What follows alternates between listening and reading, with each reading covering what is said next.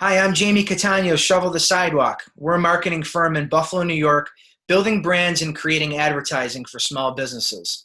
And we utilize the power of authentic storytelling. That's why we created Sidewalk Talk. It's a way for business owners, thought leaders, entrepreneurs to share stories of inspiration, motivation, and education.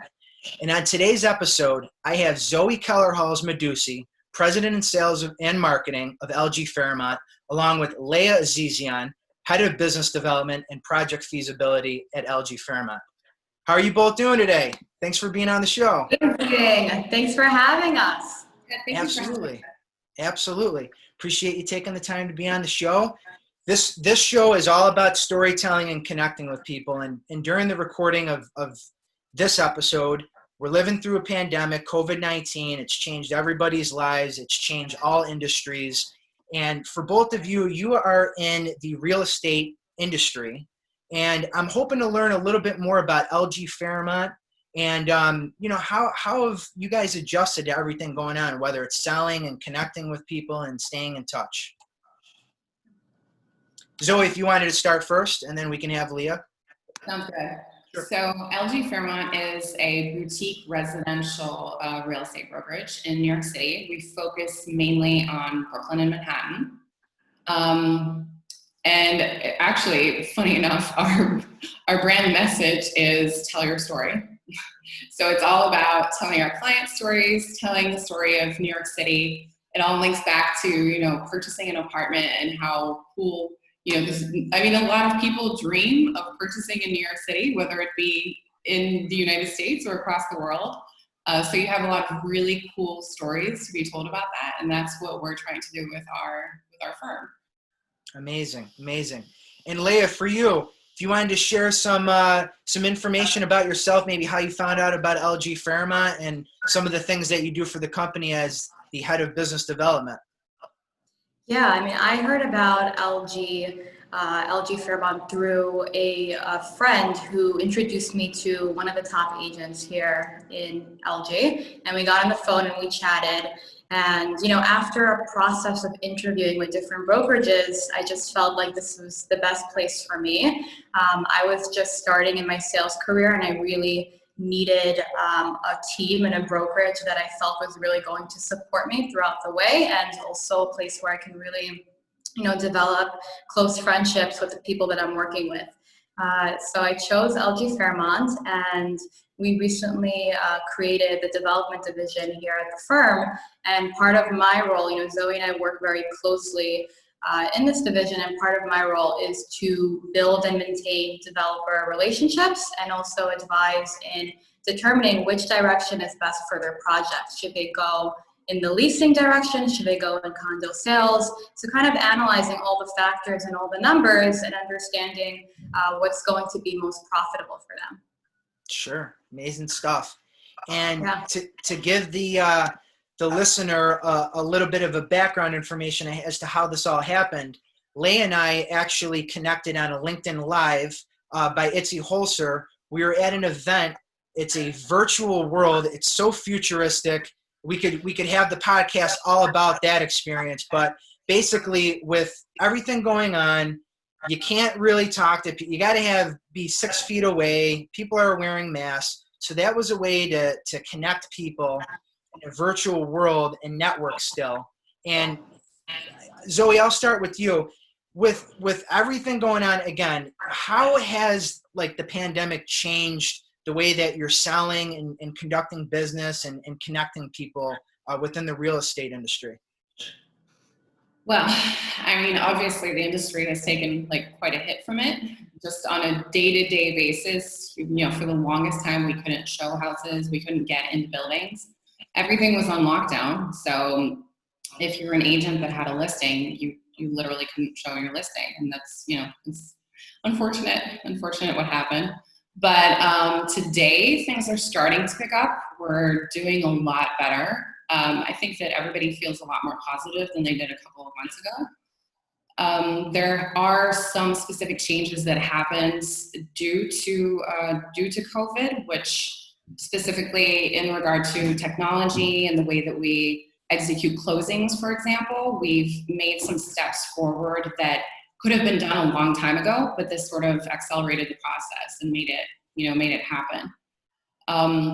The market is slowing down. Everything is slowed down, but we'll see what happens in the next couple of months. We'll see what happens for the winter, I guess. Sure. Got to be hopeful. Obviously, it's all a mentality. It's not like, hey, this is going on and I give up. I mean, the show must go on, and at the end of the day, people still got to connect with people. So yeah. And I think that's, exactly how we perceived it when everything was happening during the pandemic. We really took time to sit down and step back and think, how can we change things? How can we make things more efficient? A lot of the real estate professionals in the industry, they geared toward, making videos because it was difficult to get access. So videos came first, and buyers viewed the videos first before possibly finding a way in. But yeah, we had a lot of time to really sit back and think, how can we change things? And I think also, like, as a team and, the company itself, we were able to really sit and think, how are we going to change, the brand image and the message that we're sending out, right now and moving forward. Yeah, I mean, not everything can stay the same. You obviously got to adjust. But again, we keep talking about connecting with people, because it's not like you're selling to a robot. You're speaking with people. You have to understand their needs. And I'm sure technology has played a role. Like, I think from what I've seen online, there were like companies that are doing a lot of like virtual like tours. I don't know if it's like a special kind of camera. Are you guys like utilizing anything like that, or plans on, utilizing technology so that it's like a contactless sort of environment? So the idea is like, hey, this is what you're going to get before you even step in the door. Yeah, I think the industry as a whole sort of came forward and figured out solutions to showing apartments and keeping the ball rolling, right? So we have, like, for example, Matterport became much more popular because of COVID. And that's a brand where they do the 3D, they have this 3D technology where you sort of click on a circle and you can advance through an apartment. That's become much more popular. Beforehand, videos were not used very much. It was mostly about the pictures. And of course, everybody knows that in pictures you can kind of fake the apartment and make it look a lot bigger or look different. In videos, you can't really do that. So it's kind of really cool, because now we have a way to be more honest and sell apartments for what they are. New Yorkers are super savvy. They know they can see through the pictures, right? So the videos have really brought us to sort of like a different level, which I think we appreciate as a firm because of the way that we view real estate. We don't think that we need to pretend, right, that a product is a certain way to move it. We actually can show it for what it is and be like the proper salesperson and do our job well. Sure. And I like the part that you brought up, how people can kind of see through any sort of like, not fakeness, but you know what I mean? Like any sort of like addition where it's like, now you know exactly what you're getting because of technology and video. And it's going to change forever too, because now that people are already have that in their mind, they're probably going to be looking for more before they purchase, especially not being able to, like, obviously walk in the door and check it out. Leah, was there anything that you wanted to add for any sort of, whether it's new technology or things that you saw that change real quick since the time you've been at LG? In terms of how the company has changed, like yes. LG Fairmont? Well, I'd love for Zoe to address this part about like how I guess we're changing the brand image of the company and how it's kind of like become more enhanced. So. Sure. Zoe, take it away. Yeah, so LG Fairmont we started a little bit over 10 years ago.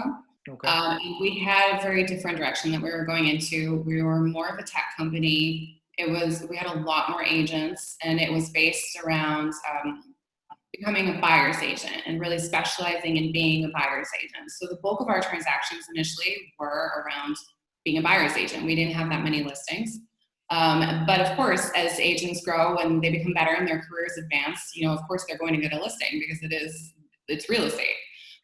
So as everybody sort of evolved into their careers, we realized that, by taking a step back, we realized that we had this incredible culture and this incredible group of people that we were working with.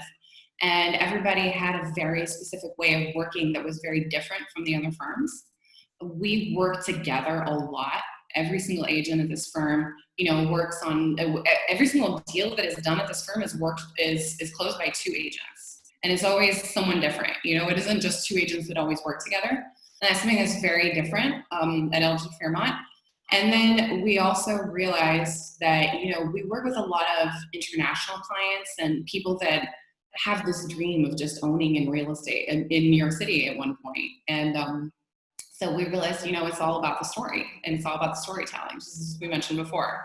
So that's really the direction that we've been going into recently. And I think that's something, as Leah mentioned before, where we took a step back and realized how important that was for our culture. Also for the industry is to sort of acknowledge the fact that we aren't just telling apartments, we're actually telling people's story. And we are lucky to be part of this very important chapter that can be very stressful, or, it can easily become a negative experience. And we're there to make it very positive and sort of gorgeous, right? So that's the direction that LG is going into now. We've changed our brand image. We're a lot smaller. We're focused on training agents the best way possible and really giving everybody the tools that they need. And we also have sort of a mentality where it's like no man is left behind. We don't want anybody that's working at LG Fairmont not to feel like they're successful because the firm is keeping them back or isn't offering them what we promised. So we've made a point to really focus on sort of those three elements, and it's been great. It feels like with everything that happened recently, it feels like we kind of were revived in a way. We had a new beginning. That's kind of cool because everybody's much closer than we were before.